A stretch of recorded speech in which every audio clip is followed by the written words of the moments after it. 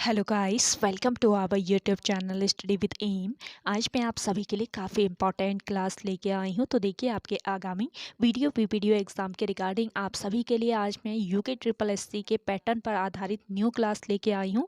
इस क्लास में आप सभी को उत्तराखंड के क्वेश्चंस के साथ साथ जीके जीएस के क्वेश्चंस भी प्रोवाइड किए जा रहे हैं, जो कि आपके वीडियो एग्ज़ाम के लिए काफ़ी हेल्पफुल रहने वाले हैं। तो आप सभी लोग हमारी इस क्लास में स्टार्टिंग से लेकर एंड तक बने रहें। तो चलिए, आज के इस क्लास को हम स्टार्ट करते हैं। स्टार्ट करने से पहले जिन लोगों ने अभी तक हमारे YouTube channel study with M को सब्सक्राइब नहीं किया है, वो सब्सक्राइब कर लें।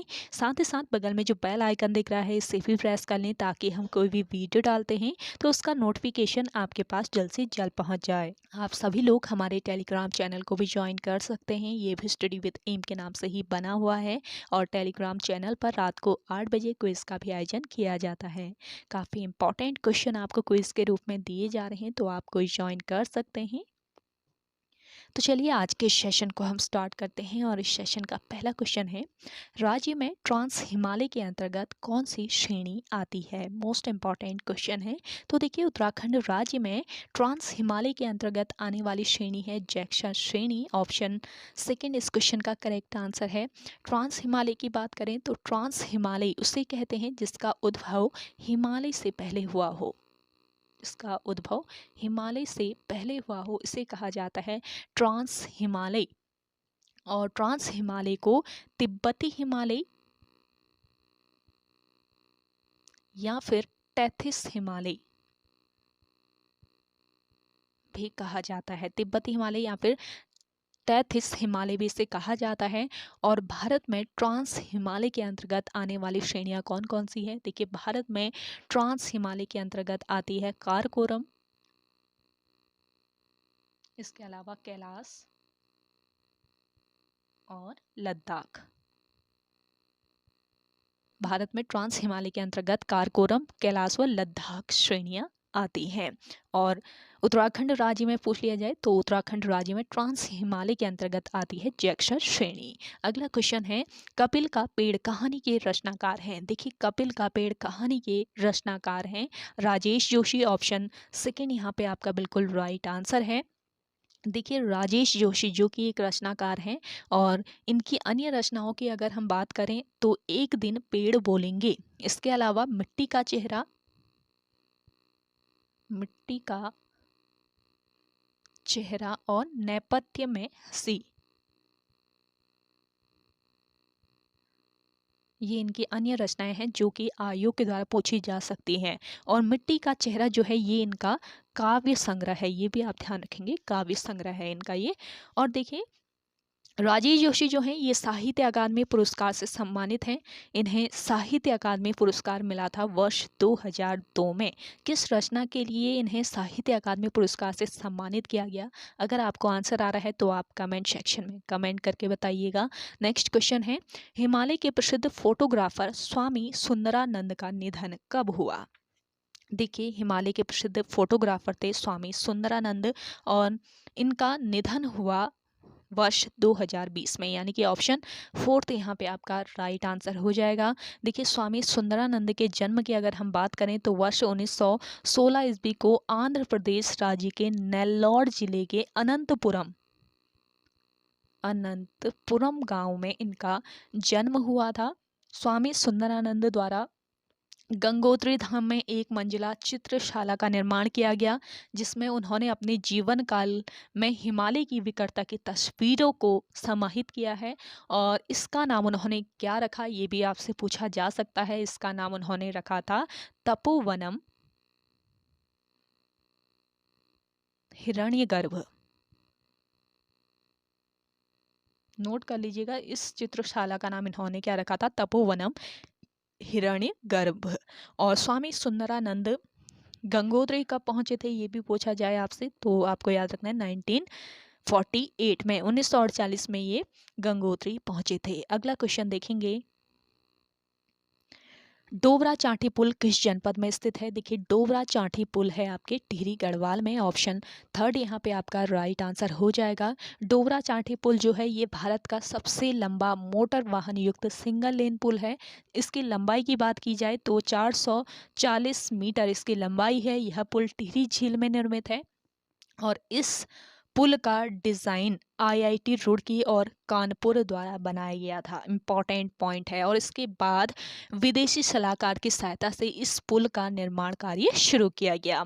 अगला क्वेश्चन है, निम्न में से मंगलेश डबराल का यात्रा वृत्तांत है। देखिए मंगलेश डबराल का यात्रा वृत्तांत इनमें से है, एक बार आयोवा। ऑप्शन फर्स्ट इस क्वेश्चन का राइट आंसर है।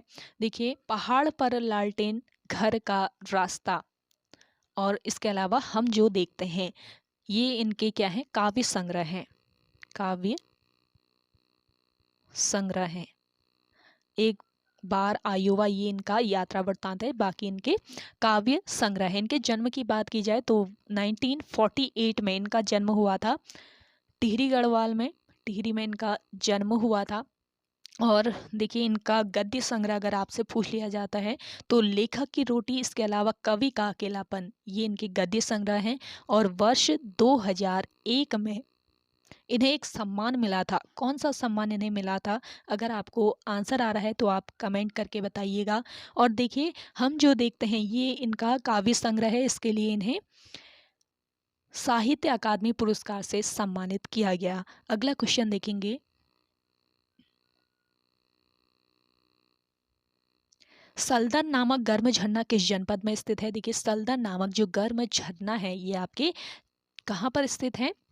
चमोली में स्थित है। ये आपको याद रखना है, चमोली। ऑप्शन थर्ड बिल्कुल राइट आंसर हो जाएगा। देखिए वसुंधरा जलप्रपात भी है आपके चमोली जनपद में। और यह प्रपात किस नदी पर है? वसुंधरा प्रपात किस नदी पर है पूछ लिया जाए? अलकनंदा नदी पर, अलकनंदा नदी पर स्थित है वसुंधरा जलप्रपात। और इस प्रपात की ऊंचाई 112 मीटर है जो कि चमोली में स्थित है। और सल्दर नामक झरना भी आपके चमोली जनपद में ही स्थित है।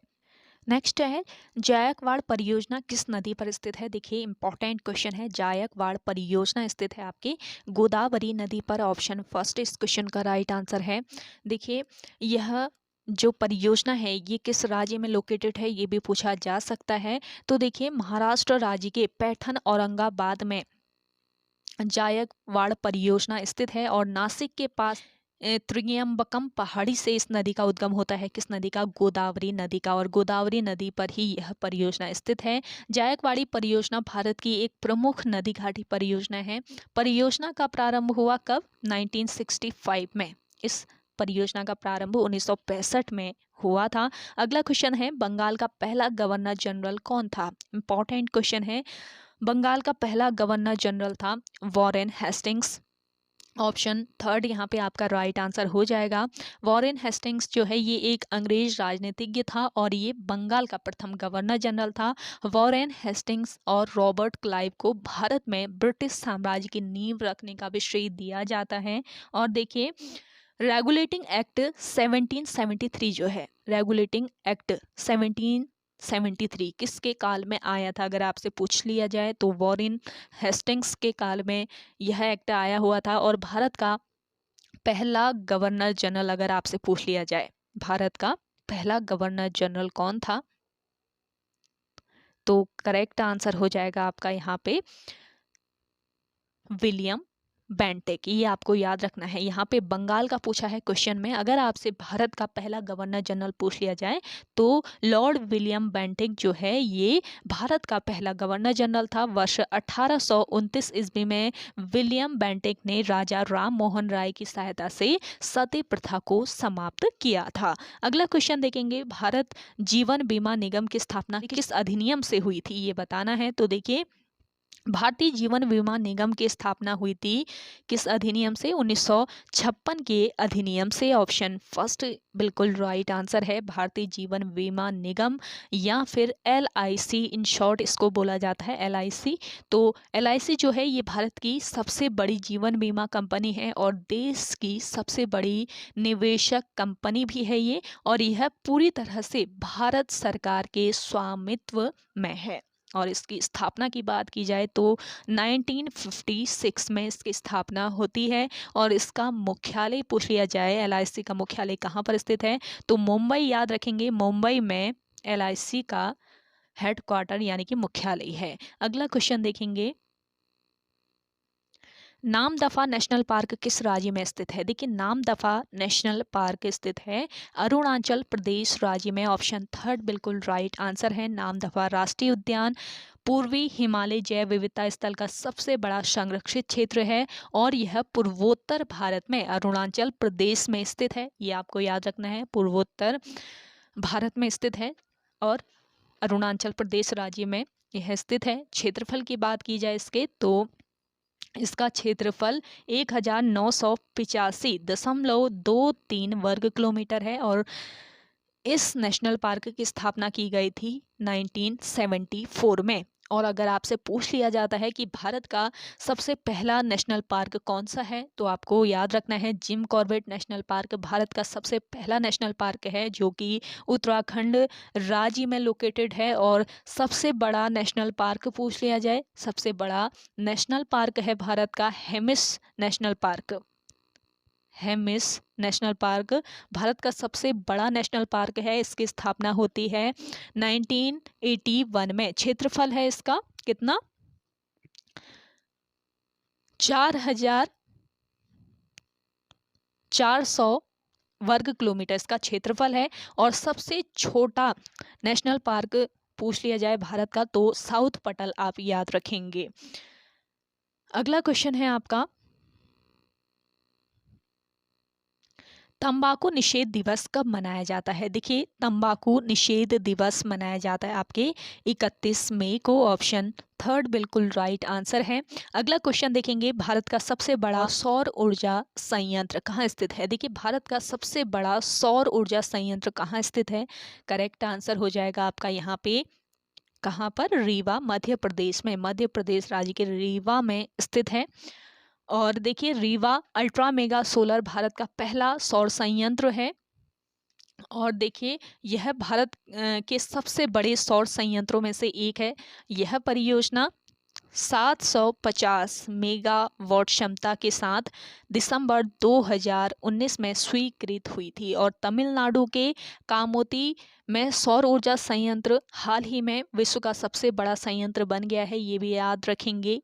और 648 मेगावाट बिजली का उत्पादन करने की क्षमता के साथ संयंत्र में 2.5 मिलियन व्यक्तिगत सौर मॉड्यूल शामिल है और इसमें 10 वर्ग किलोमीटर क्षेत्र शामिल है। इस पॉइंट को भी आप याद रखेंगे। ये आपका काफ़ी यूनिक पॉइंट बन जाता है, इम्पॉर्टेंट बन जाता है आगामी एग्जाम के लिए।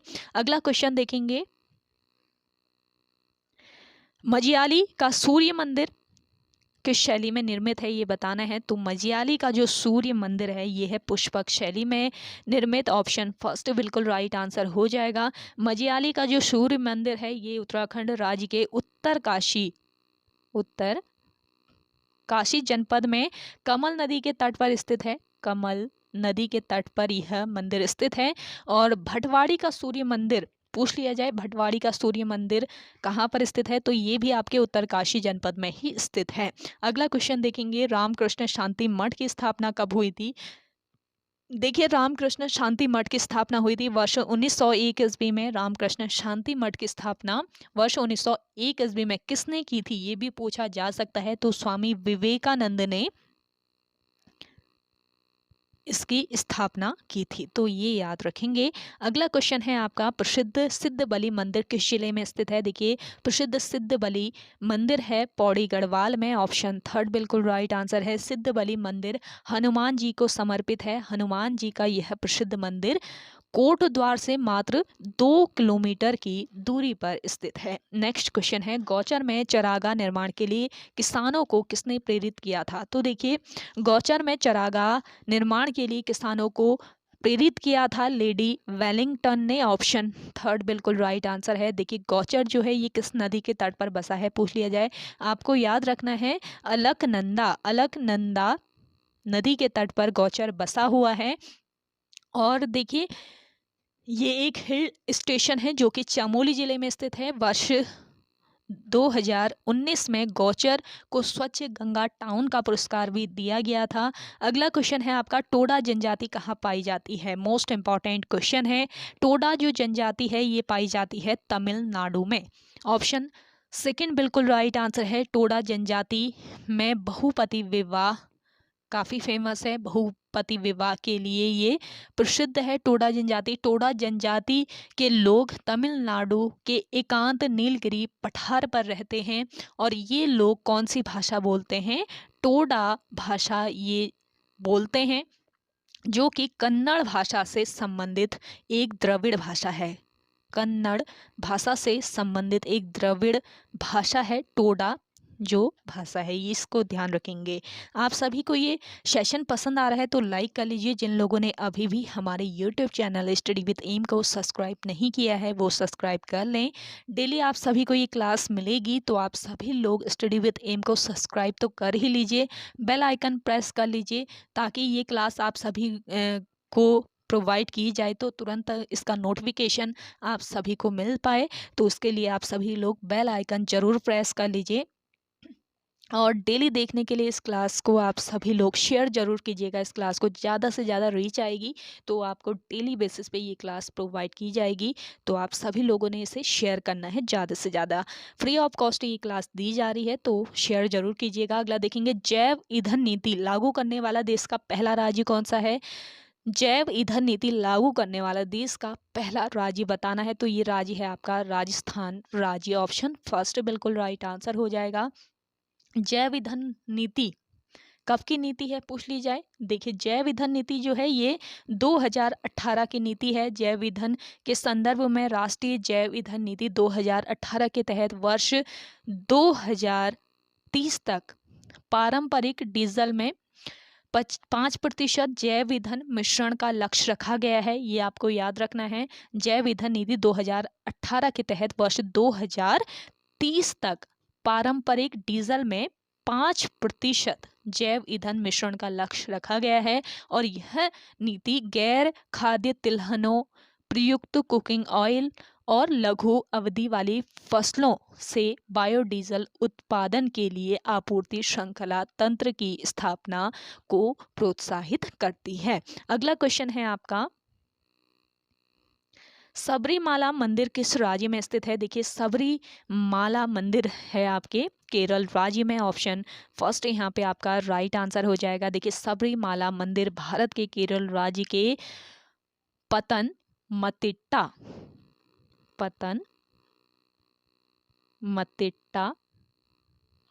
जिले के पेरियार टाइगर अभयारण्य के भीतर सबरीमाला पहाड़ पर स्थित एक महत्वपूर्ण मंदिर परिसर है और यह विश्व के सबसे बड़े तीर्थ स्थलों में से एक है। और देखिए, यह मंदिर भगवान अयप्पन को समर्पित है। सबरीमाला मंदिर किस देवता को समर्पित है पूछ लिया जा सकता है तो देखिए, अयप्पन को यह मंदिर समर्पित है।